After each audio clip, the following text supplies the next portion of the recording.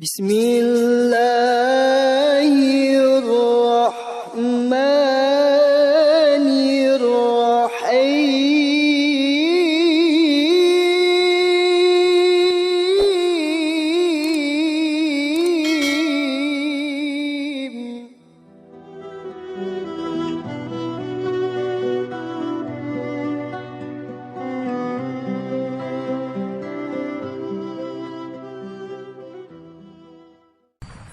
Ada sebagian orang ketika terjadi pergantian bulan, pergantian tahun, pergantian masa, dia bukannya mensyukuri itu sebagai nikmat Allah, tapi malah bertanya-tanya, untuk apa ya Allah buat ini semua? Seolah-olah bosan dengan hidup ini. Maka ini orang seperti ini sebenarnya sedang mengalami sakit. Badannya sehat, tapi pemikiran jiwanya sakit. Karena yang mestinya disyukuri, yang mestinya diisi, berapa banyak orang yang meminta, ingin sangat hidup dipanjangkan umurnya, itu diceritakan dalam Quran. Laula aghartani ila ajalin qarib, seandainya engkau tambahkan umurku ya Allah qarib, sebentar, sekejap, sesaat saja, fa asaddaqu, aku masih ingin bersedekah, wa aku minas salihin, aku masih ingin beramal saleh. Bahkan ada yang sudah sampai ke pintu neraka mau minta hidup lagi. Apa kata mereka? Rabbana absarna, mata kami sudah melihat neraka. Wa sami'na, telinga kami sudah mendengar pekikan teriakan orang di neraka. Farji'na, kembalikan lagi kami ingin hidup di dunia ya Allah. Na'mal salihah, kami ingin beramal soleh. Ini orang diberi hidup berubah pekan, berubah bulan, berubah tahun, malah tidak ada syukurnya sama sekali. Maka satu di antara ayat yang akan kita kaji adalah surat Ali Imran 140. Mohon lindung kepada Allah dengan ucapan ta'awudz. A'udzu billahi minasyaitonir rajim. Firman Allah, "Iyamsaskum qarhun faqad massal qauma qarhun mithluh." Andai yamsaskum qarhun, kamu ditimpa musibah, kamu mengalami kekalahan, kamu mengalami sakit, bencana, kamu mengalami kesulitan hidup. Ingatlah, faqad, sungguh, massal qauma qarhum mithluh, orang-orang sebelum kamu juga dulu mengalami hal yang sama. Dalam hal apa? Dalam hal dakwah. Sulit sekali berdakwah ini Pak Ustadz. Kami baru buat komunitas, ngajak teman-teman supaya hijrah. Malah kita dikucilkan, dituduh ekstrim, dikatakan radikal, dikatakan jahat, diejek, diolok-olok, dikatakan klaim mau masuk surga duluan. Belum ada apa-apanya dibandingkan yang dialami oleh Bilal bin Rabah. Belum ada apa-apanya dibandingkan dialami oleh Suhaib Ar-Rumi. Suhaib anak muda, merantau ke kota Makkah, bisnis, berhasil, menikah, punya anak. Apa yang terjadi ketika dia ingin hijrah? Kata sahabat-sahabatnya, Suhaib, dulu kamu datang kemari dalam keadaan tidak punya apa-apa, sekarang tinggalkan kota Makkah juga tidak bawa apa-apa. Pergi sana. Pergi Suhaib sebatang kara, tidak membawa apapun. Semua mengatakan Suhaib rugi. Sampai berita itu ke Nabi SAW. Suhaib rugi ya Rasulullah. Bisnisnya hilang, anaknya tinggal, keluarganya. Dia pindah kota Makkah.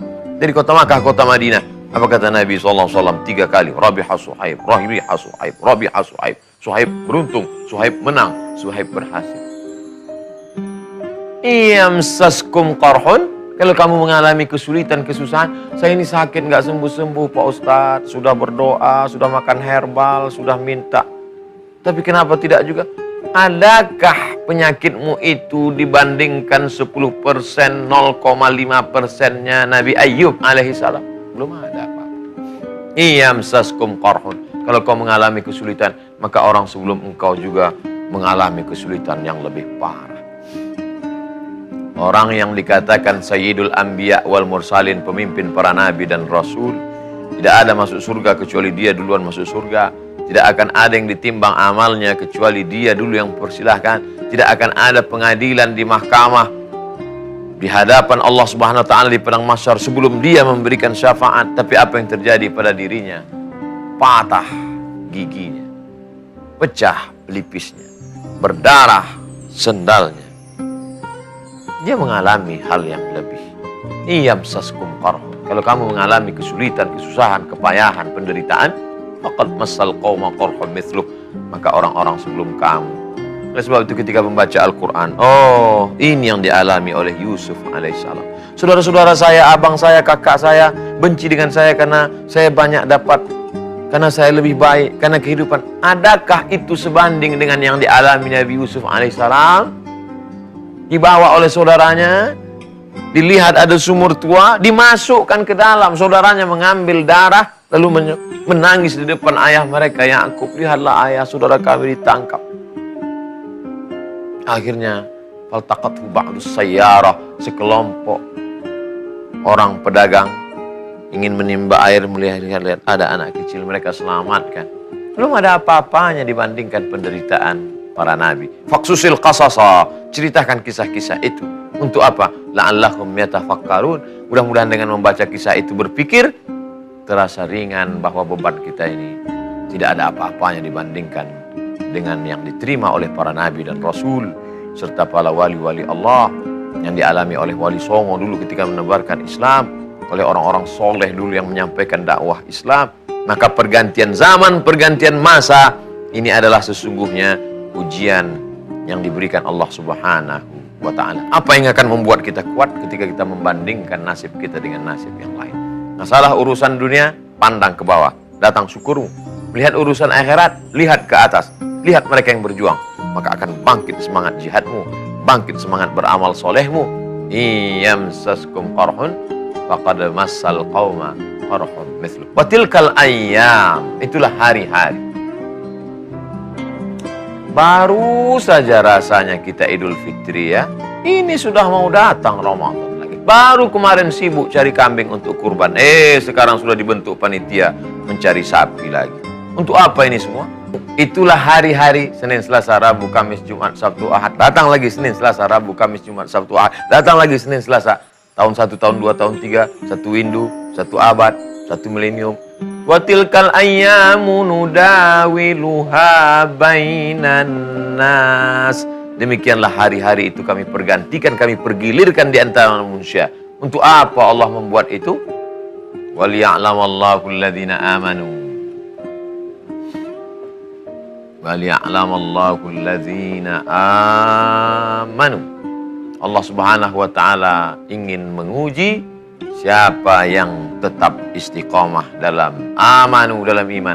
Wa yattakhidha minkum syuhada. Pertama, Allah ingin menguji siapa yang istiqomah dalam iman. Senin beriman, Selasa beriman, Kamis beriman, Jumat beriman, Sabtu beriman, sampai mati beriman. Alhamdulillah. Qul amantu billah. Katakan aku beriman kepada Allah. Tsumma istaqim, istiqamah. Senang beriman, susah beriman, jaya beriman, bangkrut beriman, istiqamah. Tapi ada orang-orang yang yusbihu mu'minan, paginya beriman, wa yumsi kafiran, petangnya kafir. Nauzubillah, nauzubillah, nauzubillah, nauzubillah. Allah pergilirkan zaman dan masa ini, tujuannya tidak lain untuk menguji siapa yang tetap dalam keimanan. Ayub alaihissalam, onta ada, kambing ada, sapi ada, istri ada, anak ada, harta ada, beriman. Hujan tidak turun, tanam-tanaman mati. Tanam-tanaman mati, sapi, kambing, onta tidak makan, mati juga. Gandum semuanya mati. Akhirnya tinggal berdua dengan istri. Penyakit pun datang silih berganti. Iman tetap ada. Hari berganti, musim berubah, iman tetap ada. Saat ada keluarga, iman tetap bertahan. Itu sebenarnya yang diinginkan Allah. Waliya'lamallahu alladhina amanu. Tak tahukah Allah bahwa orang ini kalau diuji beriman? Allah tahu. Allah tahu apa yang sebelum terjadi, apa yang sedang terjadi, apa yang akan terjadi. Wa na'lamu ma tuwaswisu bihi nafsu. Kami tahu apa yang berbisik dalam hatimu. Lalu kenapa Allah menguji saya? Tak tahukah dia saya? Allah tahu kamu. Lalu kenapa dia menguji saya? Allah uji kamu supaya kamu tahu tentang diri kamu, kira-kira layak atau tidak masuk ke dalam surga Allah Subhanahu wa ta'ala. Ketika kita sudah lulus, barulah kita berkata Alhamdulillah, karena pertolongan Allah Subhanahu wa ta'ala. Tidak ada gunanya baik di awal berakhir dengan su'ul khatimah. Bahwa di awalnya buruk, jahat, hitam, kelam, masih ada masa depan yang baik. Alaysa subuhu biqarib, di tengah gelapnya malam gulita, yakinlah bahwa masa pagi subuh terang cahaya matahari akan tiba. Iman. Tidak ada guna mati dalam keadaan tidak membawa iman. Lain asyrakta, kalau kau persekutukan aku, kata Allah Subhanahu wa taala, la yahbatanna amaluka, maka segala amalmu akan gugur, akan hilang, tak bermakna sama sekali. Pada siapa ucapan itu? Kepada Nabi Muhammad sallallahu alaihi wasallam. La yahbatanna amaluka, ka Muhammad sallallahu alaihi wasallam. Kalau engkau yang kekasih Allah, kalau engkau saja begitu, bagaimana dengan orang-orang yang amat sangat jauh level keimanannya dari Muhammad sallallahu alaihi wasallam. Wa qadimna ila ma amilu min amalin. Ada orang-orang yang diberikan Allah Subhanahu wa taala, ditunjukkan amalnya di depan matanya. Ini puasa sunatmu, ini kurbanmu, ini anak yatim yang kau sekolahkan, ini lembaga pendidikan yang kau bangun. Tapi apa yang terjadi? Faja'alnaha haba'an manthura. Kami jadikan amalnya itu seperti debu yang dihembus angin. Kenapa? Karena mati tidak membawa iman. Orang-orang yang mati dalam keadaan tidak membawa iman, seleksi pertama adalah iman. Iman inilah yang dipergilirkan zaman berganti, musim berubah. Masih melekatkah iman? Alhamdulillah. Apakah iman itu bisa terlepas? Bisa. Ayun za'ul iman. Wahai Abdullah ibn Umar, kata Ikrimah, seorang tabi'in bertanya kepada sahabat Abdullah bin Abbas. Abdullah bin Abbas pernah mendengar dari Nabi SAW. Ayun za'ul iman. Apakah iman itu bisa copot, bisa tanggal, bisa lepas dari badan? Abdullah bin Abbas menjawab dengan bahasa tubuh. Wasyabbaka baina asabi'ihi. Dia jalin jari jemari. Summa naza'ahu. Kemudian dia lepas. Hakadha yunza'ul iman. Beginilah iman lepas dari badan. Hakadha yunza'ul iman. Beginilah iman lepas dari badan. Iman lepas dari badan karena perbuatan. Kapan dia akan kembali lagi ke dalam? Intaba ada. Ketika orang itu bertobat, imannya kembali lagi masuk. Makanya ketika silap dan salah, astagfirullah, masuk. Iman udah agak-agak keluar. Yang dikhawatirkan apa? Malaikat maut datang mencabut nyawa dalam keadaan iman sedang di luar, mati. Husnul khatimah. Makanya selalu kita ucapkan, Allahumma ja'al akhira kalamina inda intihai ajalina. Jadikanlah akhir kalam kami ketika ajal kami sampai, kalimat yang keluar dari mulut kami, la ilaha illallah. Laqinu mautakum, talqinkan orang yang mau sakratul maut. Bisikkan ke telinganya, la ilaha illallah. Wa yattakhidha minkum syuhada. Satu, iman. Dua, syahid. Allah ingin kamu mati syahid. Adakah gunanya syahid kalau tidak ada iman? Tak ada gunanya. Iman tanpa syahid masih bermakna. Syahid tanpa iman tak ada gunanya. Berapa banyak orang mati syahid? Tidak disebut syahid. Tapi kalau sudah dapat iman, dapat syahid, Masya Allah, nyawa keluar dari jasad seperti cubitan di kulit. Tidak merasakan sakratul maut. Tidak merasakan pertanyaan malaikat mungkar nakir. Tidak merasakan hisab. Dan yang keempat, masuk langsung ke dalam surga. Dan mereka tidak dikatakan mati. Mati Hamzah, mati mereka. Wala taqulu liman yuqtalu fi sabilillahi amwat. Jangan kamu katakan mereka mati. Bal ahya, mereka hidup. Walakin la tash'urun. Tapi kamu tak merasakan kehidupan mereka. Syahid, satu orang.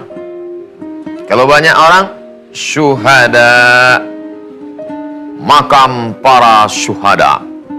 Apa arti syahid? Artinya syahid. Syahid artinya melihat. Syahid, saya melihat. Kenapa orang mati ini disebut dengan syahid, melihat? Karena dia melihat tempatnya di surga. Sebelum malaikat mencabut nyawanya, malaikat mengepakkan sayapnya. Di kepakan sayap itu terlihat tempatnya dalam surga. Saat melihat itu dia pun tersenyum. Saat tersenyum itulah ruhnya keluar, dicabut malaikat. Makanya rata-rata yang mati syahid tersenyum. Kenapa? Melihat tempatnya di surga.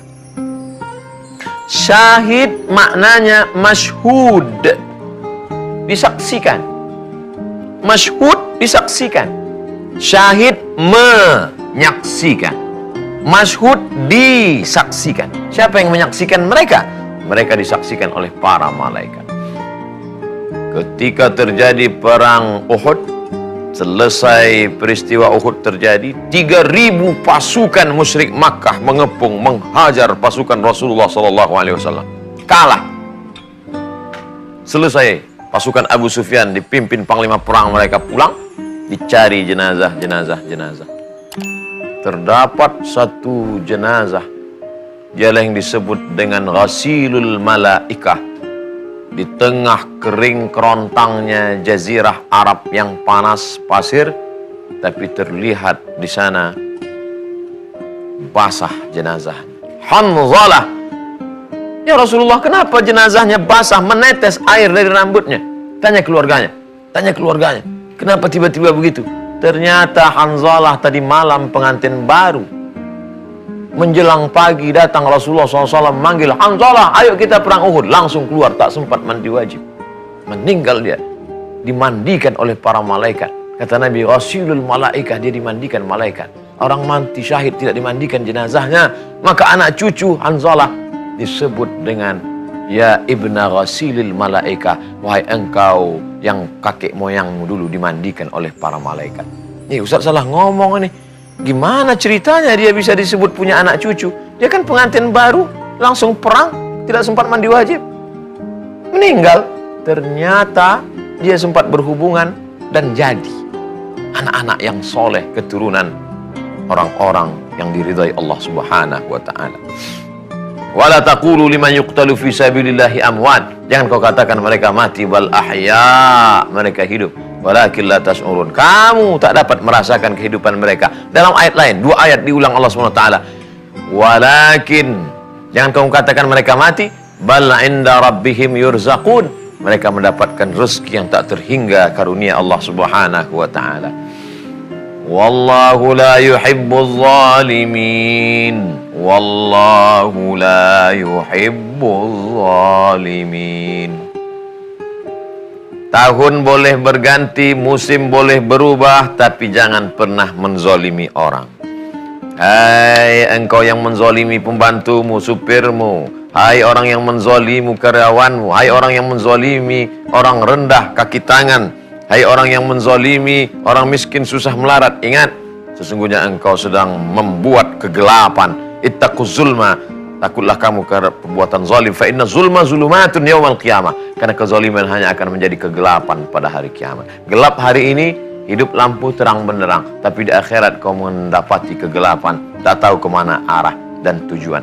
Adapun yang sedang dizalimi orang, sabar.